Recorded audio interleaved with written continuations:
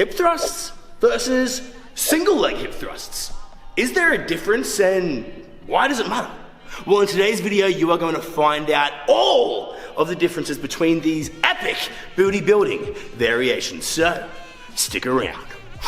Oh, hey B, how the bloody fucking heck are you? Not bad. All right. Well, to kick this off, I want to let you ladies know that we're going to be demonstrating with just bodyweight hip thrusts today, so you can really see all of the differences, but these, especially for our double leg hip thrust, will apply when you are using weight and using a barbell. So, first things first, we are not going to talk about single leg hip thrust, but rather the two different variations in which you can do a regular standard hip thrust. The first variation is what we like to call a hip hinge movement, or at least more of a hip hinge. Now, with these, we'll get ourselves set up so our shoulder blades are sitting directly underneath the box, and we keep our body in one nice straight board, hinging up and down, all the way down to the ground, all the way up, and we let our head come up with the movement.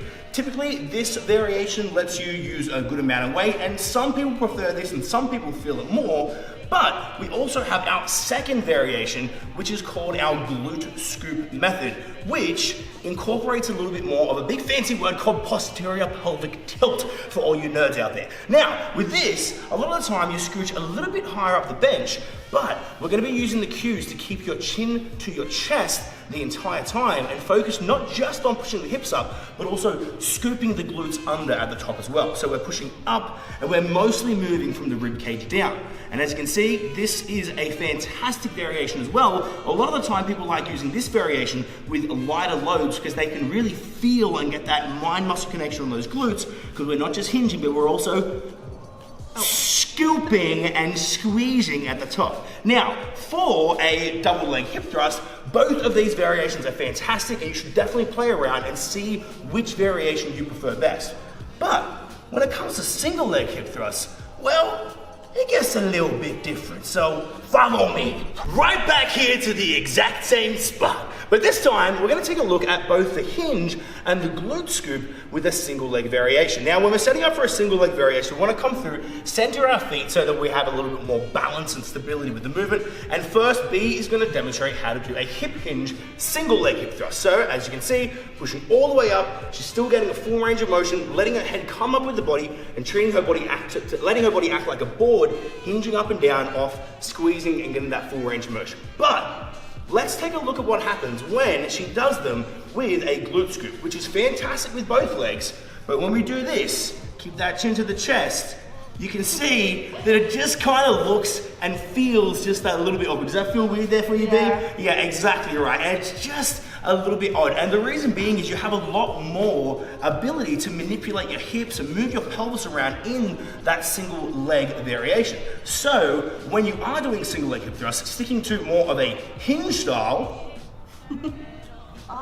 there we go, more of a hinge style is probably going to be preferred. Now you can play around with doing the glute scoop. You can try to hinge up and scoop under at the top or whatever it might be, but trust me, in all my years of experience in training the booty-based babes, almost everyone with a single leg variation prefers to be doing them without the glute scoop and with the hip hinge. And to further my point, here is a look at a couple of examples of me doing them, really exaggerating the technique with not just single leg hip thrusts, but also other single leg variations of hip thrusts and glute bridges.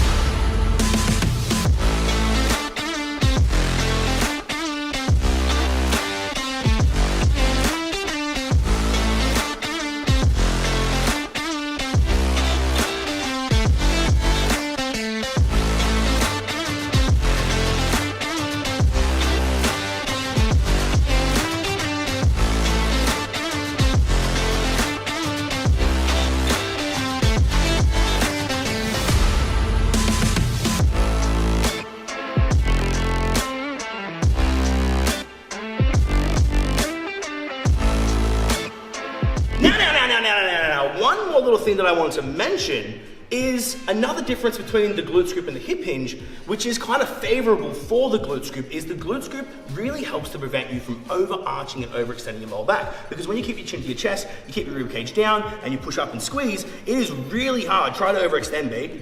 You can't do it, and you can't bring the movement up and go too high, and crank into your lower back. So just remember, when you are doing your single leg hip thrust, you don't want to flare the rib cage, even though you are letting your head come all the way up and back, and you don't want to do this, up, and overextend too far. So remember, yes, we are hinging off the board, but still try to keep the ribs down, just not quite as aggressively as you would with your chin to your chest and moving only from the ribs down.